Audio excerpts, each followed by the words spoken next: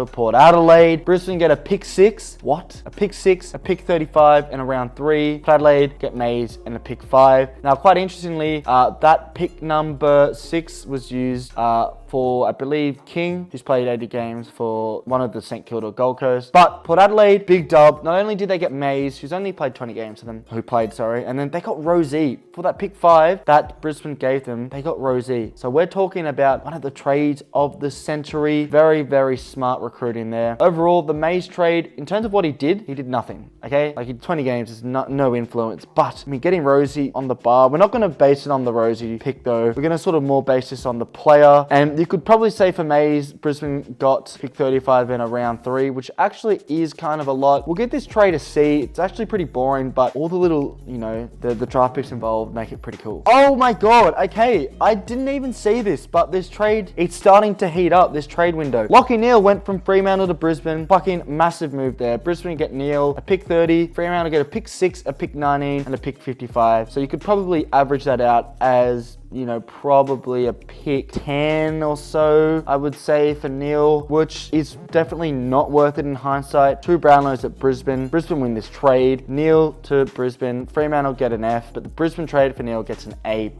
Easy as the alphabet. Now, Jesse Hogan, if I recorded this a year ago, I would give a different grade for this. Now, Hogan went from Melbourne to Fremantle. Fremantle got Hogan pick 65. Melbourne got pick 6 and pick 23. Very embarrassing initially for Jesse Hogan. Actually, what am I talking about? He's doing well for GWS, not for Fremantle. It's an F. Fremantle, they get absolutely rinsed to pick 6 and 23. Big fat L. And Hogan, I mean, unfortunately, he didn't find his feet there, but he's playing good footy at GWS, which is good. But the Fremantle Hogan trade gets an F, one of the worst ones at the window. Even worse, you could argue, because he's now left Fremantle as well. Fucking Fremantle have had a stinker. Fremantle in this trade period, they lost Lachie Neale, and they got Hogan for fucking way too many draft picks and high draft picks. They also picked up Rory Lobb from the GWS Giants, who eventually also, like Jesse Hogan, left to a 3rd club. Lobb's now playing for the Dogs. But anyway, during this time, Fremantle got Lobb, pick 14, pick 43, and pick 47 for a pick 11 and a pick 19. So, you know, you could probably average that out at like a pick in the mid-10s, like 15 or so. Overall, is it worth it? No, not at all. Because he leaves after, you know, just over 60 games, which I guess is a decent amount for Fremantle, but he was meant to be their star boy, the forward ruck, the guy who's going to, you know, carry your team. It fails. It gets...